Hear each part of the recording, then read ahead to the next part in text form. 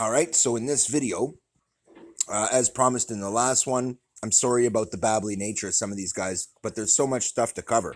For example, in this video, I'm going to show you, I talked a little bit in recent videos about techniques I use to form the leather before I glue it. And to some of you, that might not make sense. So I'm going to pull the elastics off of this and show you what I mean. So hold on, I'm going to set you up and we'll be right back. All right, folks. So what I'm going to do is I'm just going to start by pulling this off of here in front of you so that you can see. Now, you don't really need to be all that zoomed in. You don't really need to see all that much detail here. But I hope that you can see in enough detail to see that I'm not flim-flamming you.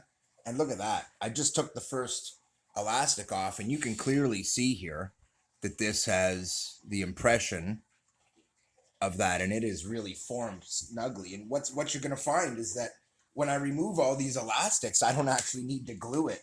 I don't even need to sew it. I don't need to do anything to keep it in place because it's kept in place already by its own tension, by the fact that the leather is formed so snugly into its position that I can literally just leave it there. I can literally just take it off and use it as intended. I mean, look at this. Does that look like it's coming apart to you? Look at this. Look at the seam. Look at that. So this is why I like to do it, because in the end, what I'll do is I'll form it to where I want it to be and then sew it. And you'll see it's so much easier to sew this kind of stuff when the leather is already pre-shaped for what you want to do. It's like trying to build an airplane out of flat pieces and trying to form it on the plane. You don't want to do that. You want to form the pieces and get the rough shape out of them before you try and glue it all together. Otherwise, you just got some crap. So this is what I'm talking about. Now watch this. This is stiff. This is snug. I'd have to rip it off. And now even when I do, look at the shape of that. It's so perfectly formed that I could now take it off, see where all the individual holes need to be, make my holes, sew it, and then put it back on. And that is the idea when it comes to leatherwork. And it also, you can see here, now that I've put it back on, it just form fits and it'll sit in position because it's been trained. And this is what I was talking about. Training the leather is actually really important. Now I can line it all up and I'll make my wrap and I'll make it nice and neat. I did not do that with this one. Instead, I did this one after the fact. So I made it first. I found it really hard to make my holes and keep them lined up and all that stuff. I did an okay job. It came out looking pretty decent, and it's a lot better than what it looked like before. In addition, I finished this part. Now, this is another part of this. Now, take a look at this. This is a big gap here, and you might wonder why I would want it, but it's partly because I want to be able to, I'm going to cover this after, but it's partly because I want to be able to see this spot and know that this is making a rotation. But as you can see, it still functions. I still have full adjustability. This will also wear down a little bit, this little bit of leather lip. I actually like it because it means that your arrow is skipping off that and getting very little contact here. It's actually really nice. It shoots well enough. I still haven't locked in my silencers. I'm going to epoxy the section that they go where I'm actually going to put them to lock them in. So this is not quite finished yet, but it is at its next stage sort of thing. So I'm actually just going to throw a couple of elastics back on here. I don't need as many now. So now my goal is to let it kind of take a little less of a shape. So I'm going to make these looser and I'm going to soak it again. And this time when I do, it'll take less of a shape, meaning it'll kind of soften it a little bit and let it take a normal shape back. So the first time I had it really tight, really tight. You could see how tight those wraps were and you can see how loose this is. This is so loose, it's flaccid, but it'll be less loose once this soaks up a whole bunch of water and tries to expand. Those will tighten just a little, and that's what I want. So I'm going to take you guys with me, and I'm going to show you my new target at a distance for now because I'm going to shoot at it, and then we're going to go from there.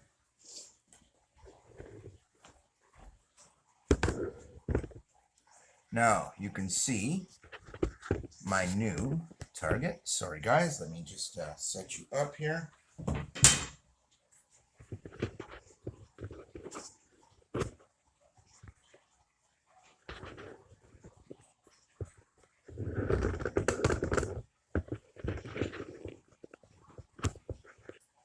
All right, that's going to be good enough. All right, so you can see the little tiny X I have made in the middle. I'm actually going to zoom you in a little more, adjust you a little more. Oh, you bastard. This really doesn't want to take the angle that it's been ordered to attack.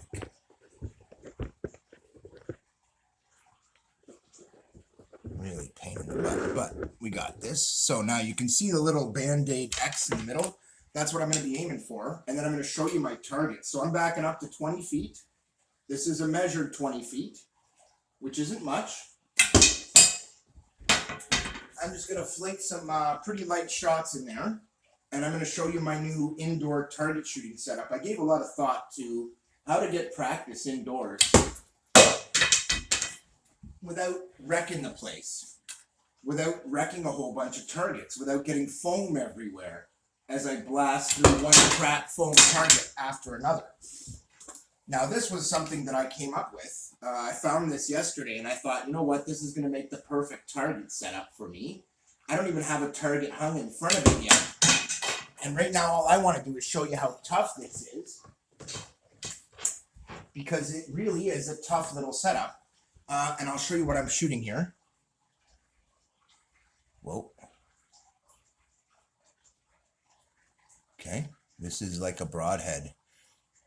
Only it's not the sharp kind you think of when you look at a broadhead for hunting. This is like the old school flat. It's like almost like just a dull point. Would be a lot sharper than this. So what I'm going to do is point out that I'm always aiming for that little tiny X in the middle. And I quite often end up just absolutely wrecking my targets because it doesn't take very many hits in the middle. Ask any archer before the middle doesn't support you putting an arrow in it anymore and the middle of the target is hollowed out. So this is a target where that's not going to happen. So I'm just going to take one more here. I'm still in the process of dialing in this particular bow, guys.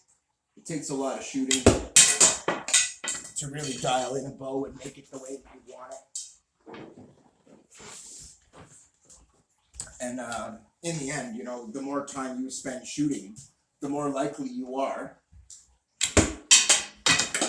to hit your target. And I mean, you guys just saw that was a dead center strike there, right in the middle of the bullseye. Now, this is a small target, guys. I'm going to show you in a minute.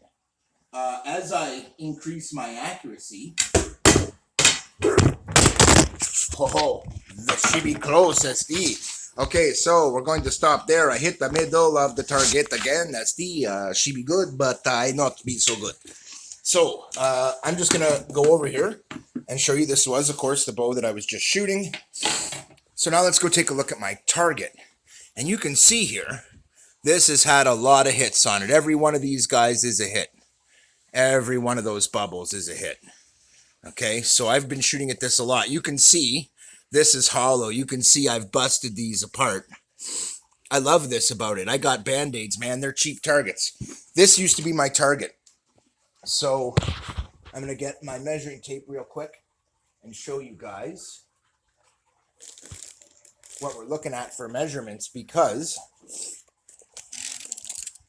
this is one of those things I talked to you guys about. What I started with was shooting targets that were 3 inches. Now this is, I've been calling this a 3-inch opening. It's actually not, I lied. It's 2.5. I didn't mean to though. And then there's this one at 2.5 again.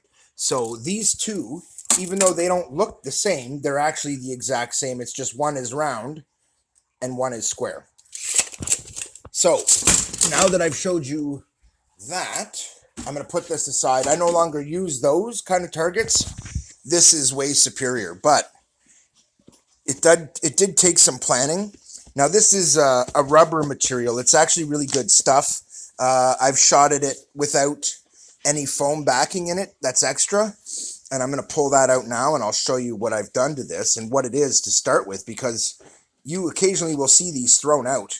I don't actually recommend you go buy one. In fact, if you had the money, you'd be better off just going and buying an archery target, even though this is much better than an archery target in so many ways. Like, it's really the ideal, perfect kind of one. And if you were looking to save yourself some money on archery targets, you could get yourself a setup like this, and then you have unlimited numbers of targets because none of this is damaged. Look at that. There's no, like, it looks like there is, it's just discoloration from it being stretched. There's no actual damage. There's no penetrations here. No holes. So what I've done is, you can see the middle of this is ripped right out. Now, this is my problem. This is what I do to targets, guys. And once the target reaches this point, it's junk. In addition, when I fill targets with foam like this that are not separately sealed, I end up with a pigsty mess everywhere. My roommates are giving me dirty looks because I filled the house with foam, and I don't blame them, but they're awesome. They put up with me.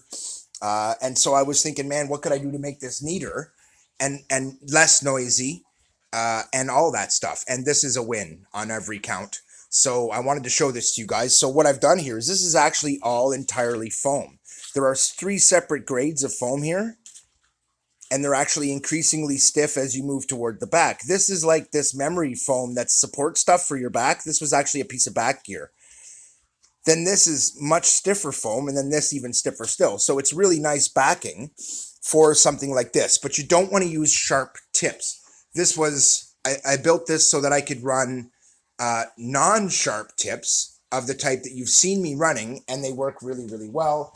In addition, I've got myself a case. Okay, I'm actually going to add some more foam to this, but what I'm going to add is a type of foam that you guys have seen me use before, and it's this high impact stuff that I use. It's about an inch, half an inch thickness, depending on the stuff you get, anywhere in that range, but the stuff I have is about half an inch thickness, but it's tough, tough, tough. So I'm going to back this with that, and then in between will be this foam. So even when it cracks, it won't shatter like this. The outer impact foam will take all the damage. Then there's this foam in between to take really hard shots and give a little break point. And then there's the softer foam in between to make sure nothing penetrates or damages the back of the target. That being said, even if the casing was damaged, I could pull this all out, put it in another casing, make a casing, cover it with fabric, whatever I want to do. And if you put your foam into one of these, the material will stop penetration, kind of like Kevlar, and it works really great. So this is my recommendation for a target setup, but before I cut out, I just want to show you guys. See, the problem with burning out the center of your target is, at this point, where's your target? Where's the center? You don't have one anymore. It makes it really difficult to really shoot as often as I'd like to if I have to spend money on targets. I mean, hey, targets are not cheap, but I spent nothing on this. And I've DIY'd myself really the best arrow archery setup for target that I've ever had in my life. And look at this. I even have a sick little stand with it. And you'll notice where the feet are, it's offset. This is not a table. But when I set this up, and I set this up with the Velcro going across this way, it counteracts that. And it actually sits in very good balance with the weight here. And even if I don't have the weight there, as you can see, it still works. And it'll take a fair bit of weight. I mean, you know, like I can stand on it kind of weight. Okay. So, I mean, it's strong. Look at the legs. They're beefy and they're cool looking. Look at that. Isn't that sick looking? This is my archery stand. Imagine going to an archery visit at a guy's house and he pulls out this as his custom target stand.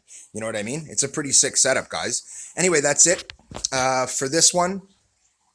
I'm pretty happy.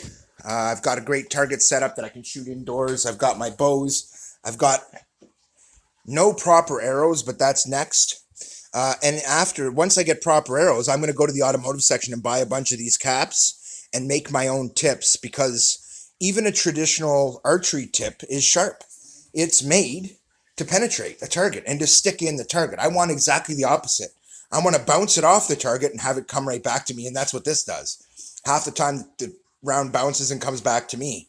And now it doesn't anymore because this is all so shattered. There's none of that. And you can see I don't hit too many other places. I mean, there's the odd hit other places, but this is the other thing I like about it. It shows you by these little, but you can see on the back, there's no damage. But when you look on this side, you can see the little deformations, and on this side, you see nothing. because there's no damage. So there you go. This is all done. I have my target set up. As you can see, I'm hitting the center quite often, and so I'm basically inside 3-inch groups a lot of the time. But this is no arrow. I mean, this has not been tapered, so it's still got an increasing diameter that gets fatter at the rear. The back got shattered out of it from firing from heavy bows. I mean, it's abused. It's not exactly an ideal arrow. It's way overweight. It's 740 grain. And so really, I'm firing a way overweight object. It's also short, too short for the draw length at only 29.5 inches. If I had set it up to design to make maximum power at a 28-inch draw length, this would be great. But I didn't. They're all set up for 32 and 33 and 34 because that's my max draw. So I need bigger arrows. That's coming soon. Until then, this is the best I can do. But it's a good indoor target setup. It lets me keep shooting, and it would make a kill if I had to. Keith out.